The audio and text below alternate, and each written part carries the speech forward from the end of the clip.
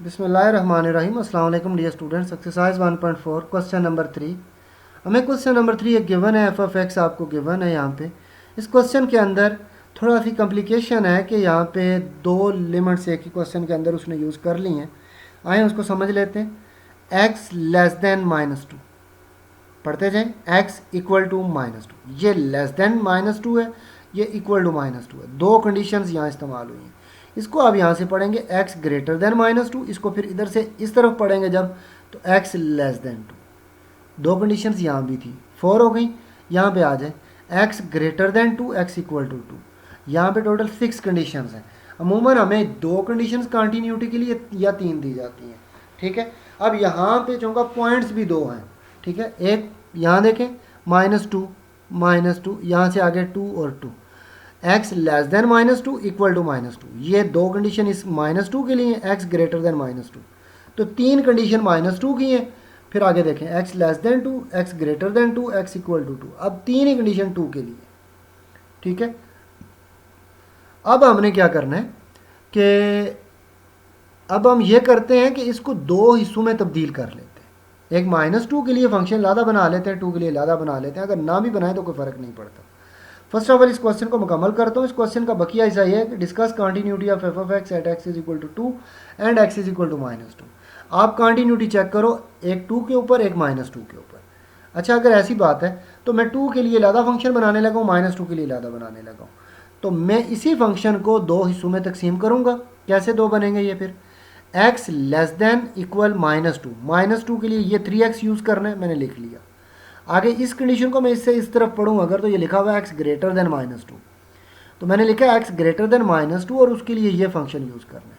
सिर्फ इतने सारे हिस्से के लिए ये, इसमें आपको टोटली -2 नज़र आता है, तो इसका मतलब है ये फंक्शन -2 के लिए है, ठीक है। अब आप आ जाएँ इसके रिमेनिंग पार्ट के ऊपर। एक्स लेस देन 2, जब एक्स की वैल्यू लेस हो तो आप ये वाला फंक्शन यूज़ करो। जी ठीक है, लिख लेते हैं इसको भी। अब नीचे वाली कंडीशन पे आ जाए, x greater than equal to 2, तो उसके लिए 3 यूज़ करो, ठीक है। तो अब ये फंक्शन भी आपके सामने मैंने सेपरेट कर दिया। एक फंक्शन को मैंने ए का नाम दे दिया, दूसरे को बी का नाम दे दिया। अच्छा, अब अगर आप ये सेपरेट नहीं करना चाहते, डायरेक्ट ये क्वेश्चन करना चाहते हैं और कर सकते हैं तो ज़रूर करें, अगर नहीं कर सकते तो फिर इस पैटर्न को फॉलो करें। अच्छा, हम सबसे पहले इस ए पार्ट को सॉल्व करेंगे। ए पार्ट को सॉल्व करने के लिए हमने लेफ्ट हैंड लिमिट लेनी है, राइट हैंड लिमिट लेनी है और एग्जैक्ट एट -2 पे क्वेश्चन को चेक करना है। First of all left hand limit लेते हैं। लेफ्ट हैंड लिमिट क्या होती है? Limit x converges to c minus, ठीक है। अच्छा, अब सी माइनस की प्लेस पे आपने लिखना है -2 के ऊपर minus. Limit x converges to -2 के ऊपर माइनस और आगे एफ ऑफ एक्स। अभी उसके ऊपर वाला माइनस मैं छोड़ दूंगा, क्यों? यहाँ जो वैल्यू के ऊपर माइनस होता है ना, ये बता रहा होता है कि वैल्यू लेस हो रही है उससे। तो आप देखो ना, -2 से इसको पढ़ सकते हैं आप, -2 से लेस हो रही है। तो यहाँ देखिए एक्स लेस देन -2, एक्स की वैल्यू लेस हो रही है -2 से, तो आप क्या यूज़ करोगे? 3x। अब x की इसी तरह जब राइट हैंड लिमिट की बात करते हैं तो वो क्या होती है? -2 प्लस, ऐसे ही है ना, ये -2 माइनस है, वो क्या होगी? -2 प्लस एफ ऑफ एक्स। अच्छा, तो जब -2 से वैल्यू इंक्रीज़ कर रही है, जब x की वैल्यू इंक्रीज़ कर रही है -2 से, तो आप यूज़ करते हो x² -1। देखें दोनों आमने सामने और दोनों का फ़र्क आप वाज़िया समझ सकते हो कि -2 के ऊपर जब माइनस होता है तो उसका क्या मतलब होता है और कौन सा फंक्शन यूज़ करते हैं। जब -2 से प्लस हो कहते हैं हम कि -2 से वैल्यू इंक्रीज़ कर रही है तो फिर इंक्रीजिंग लिमिट वाला फंक्शन यूज़ करते हैं। जब -2 से लेस कहते हैं तो फिर डिक्रीजिंग वाला फंक्शन यूज़ करते हैं। अच्छा, अब यहाँ पे आपने इस x की प्लेस पे -2 यूज़ करना है और उसे कैलकुलेट करेंगे तो -6 आ जाएगा। अब आ जाए इसके ऊपर कैलकुलेशन करनी है हमने।